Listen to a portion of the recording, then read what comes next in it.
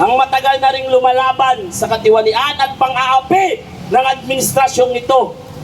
Tagapagtanggol ng mga inaapi, walang iba o hindi si Atty. Ferdinand Topacio.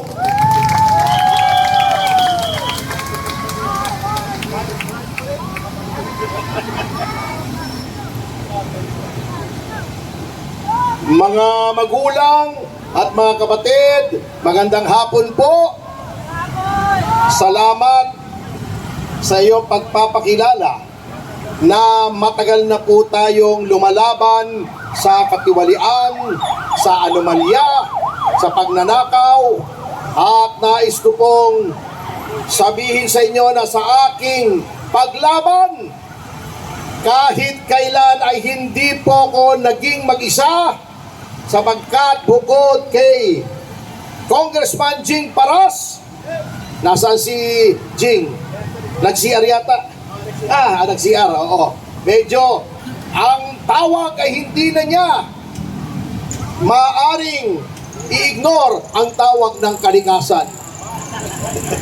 Kasama ko rin, siyempre, si Congressman Defensor, lahat ng naririto, siyempre po, hindi po natakot, hindi umurong, hindi umatras, palaging pasulong ang mga opisyal at mga miyembro ng Citizens Crime Watch, mga kasama. Narito po sila mula sa iba't ibang mga lalawigan, ay dumayo pa po sila rito. May Laguna, may Batangas, tayo nga yung mga miyembro ng Citizens Crime Watch.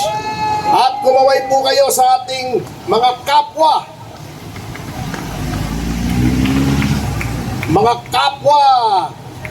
kawal na nagtatanggol sa mga Pilipino. Alam niyo po, nasabi na ng mga dating mga nagsalita, yung sa flood control, yung sa PDIC. Ngunit alam nyo, marami pa pong kalokohan itong gobyernong ito.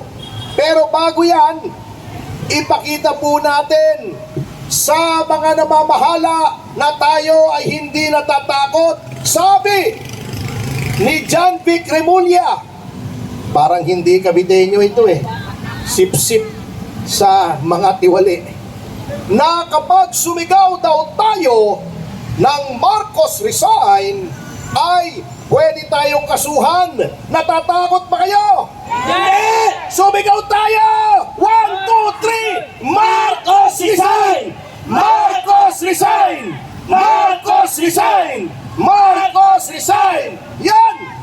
Yan, Vic! Saksak mo sa bagang mo! Demanda mo kami lahat! Saan mo kami ilalagay na kulungan? Sige nga! Papakainin mo pa kami lahat! Etong si Eric, ang lakas kumain nito. Sige nga. Pero hindi, matipid itong preso kasi nag-hunger strike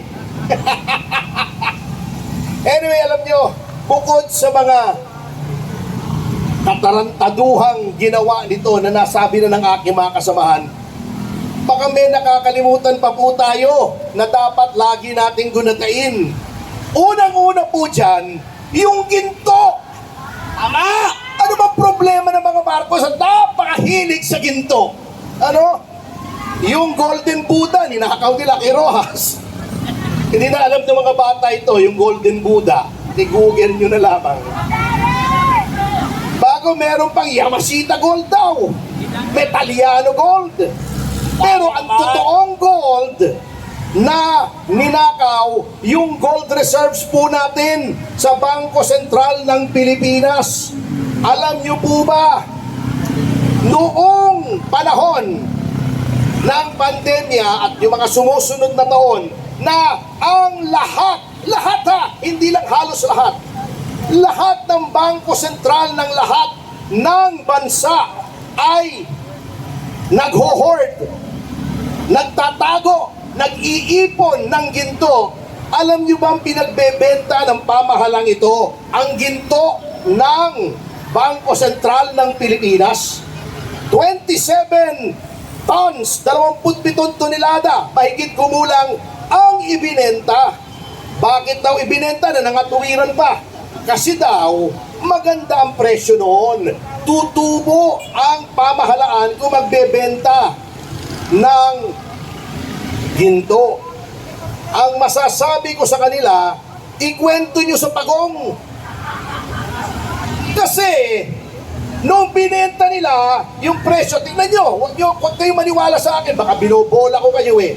I-fact check nyo sa internet. Yung presyo ng pinagbentahan nila, tumaas ang presyo ng ginto. Hindi bumababa. Ginto yan eh. That's the best, that's the safest investment. Alam nyo ba kung magkano ang nalugi sa gobyerno dahil nagbenta sila ng ginto? Mga 2-3 taong nakaraan. Kontra sa presyo ngayon, nalugi ang ating gobyerno ng 200 bilyon. 200 bilyong piso. Alam nyo, hindi ako naniniwala na maling diskarte yan eh. Knowing this government, may kumita dyan. Hindi gagalaw itong gobyernong ito nang walang kita.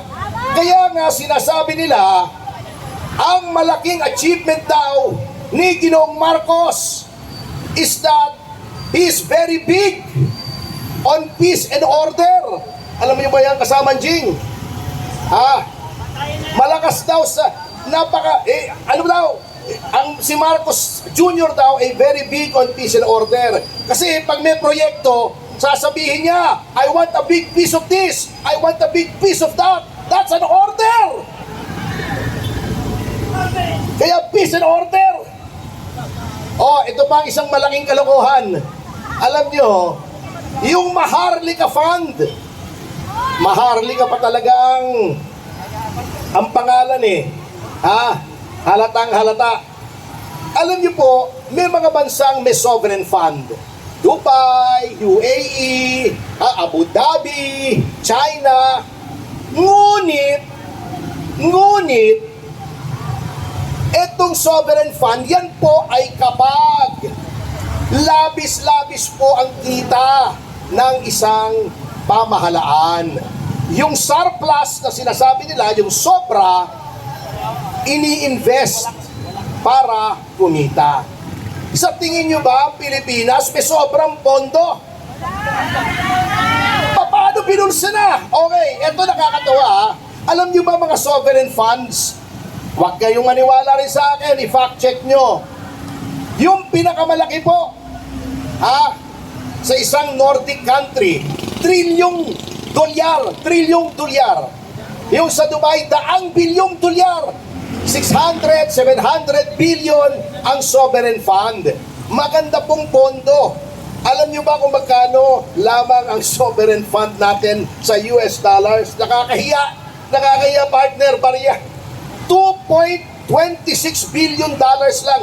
Kulelat halos tayo sa sovereign fund.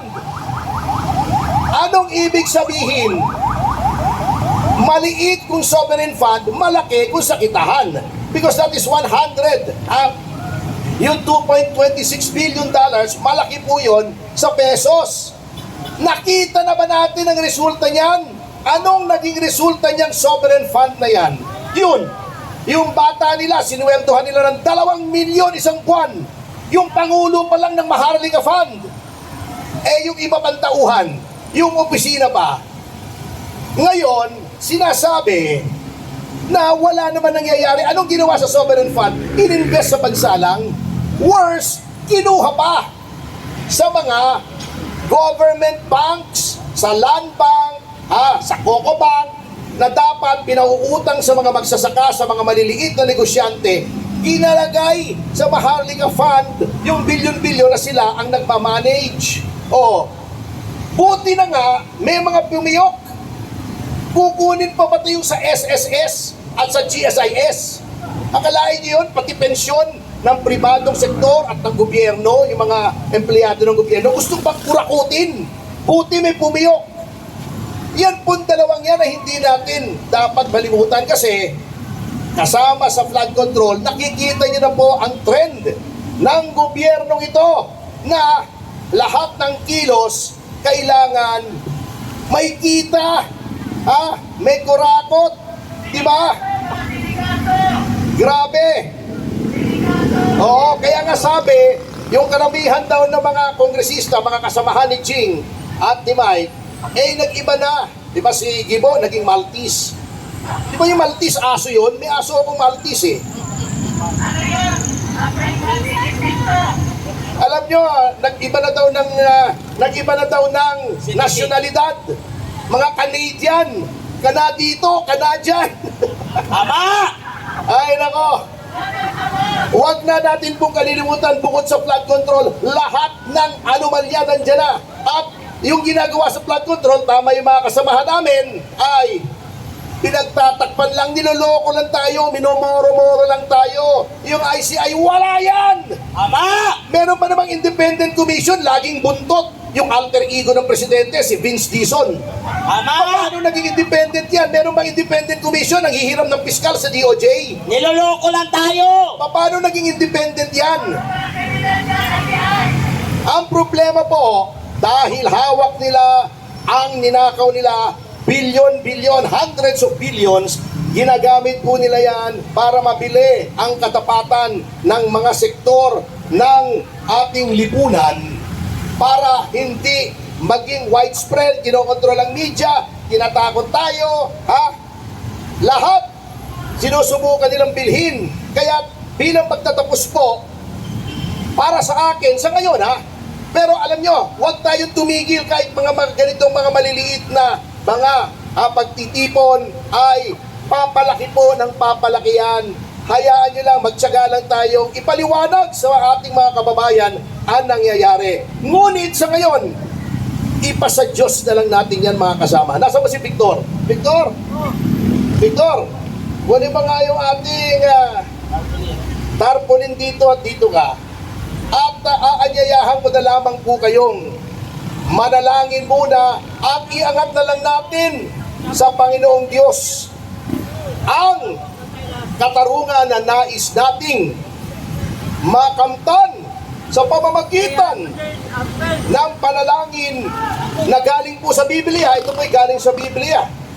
Ito po ay hindi po kami nagsabi.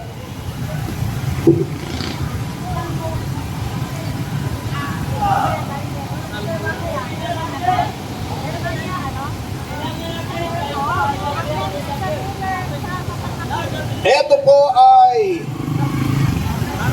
Salmo 109. Ito po ay panalangin ng isang inaapi sa Panginoong Diyos na siya ang magbigay ng hustisya. Ito po ang ating ipanalangin. Lahat tayo sabay-sabay, kada umaga, tanghali o gabi, kahit isang beses isang araw, ipanalangin po natin to. At ako'y nananalig na maririnig po ang ating panalangin. Ito po ang panalangin sa Salmo 109. O Diyos na aking pinapupurihan, dinggin ninyo ang aking panawagan. Dahil ako'y pinagbibintangan ng mga sinungaling at masamang tao, nagsasalita sila ng kasinungalingan laban sa akin. Sinisiraan nila ako at sinusugod ng walang dahilan. Kahit nakikipagkaibigan ako sa kanila, ay kinakalaban pa rin nila ako. Ngunit ipinapanalangin ko pa rin sila. Sa kabutihang ginagawa ko sa kanila, masama ang iginaganti nila. At sa aking pag-ibig, ibinabalik nila yung galit. Sinasabi nila, maghanap tayo ng masamang tao na kakalaban sa kanya at magsampa ng kaso sa hukuman laban sa kanya. At kapag hinatulan na siya, lumabas sana na siya ay may kasalanan at ituring din na kasalanan ang kanyang mga panalangin. Mamatay na sana siya agad! At ibigay na lang sa iba ang katungkulan niya. At nang maulila ang kanyang mga anak at mabiyuda ang kanyang asawa, maging palaboy sana at mamalimos ang kanyang mga anak at palayasin sila kahit na sa kanilang tinibang tahanan. Amen. Kunin sana ng kanyang pinagkakautangan ng kanyang mga ari-arian at agawin ng dayuhan ang kanyang pinaghirapan. Amen. Wala sanang maawa sa kanya at sa mga naulila niyang mga anak kapag namatay na siya. Mamatay sana ang kanyang mga angkan Amen. upang sila'y makalimutan na ng susunod na salinlahi. Amen. Huwag sanang patawarin at kalimutan ng Panginoon ang mga kasalanan ng kanyang mga magulang at mga ninuno at lubusan na sana silang makalimutan sa mundo. Hindi po ako nagsasabi niyan, hindi tayo nagsasabi niyan. Yan ang hilingin natin sa Panginoon upang tayo ay magkaroon ng katarungan. Maraming salamat po. God bless the Philippines. Mabuhay po kayo at lahat ng ugat sa inyong katawan. Maraming salamat po, Attorney Ferdinand Topacio. Ngayon naman po,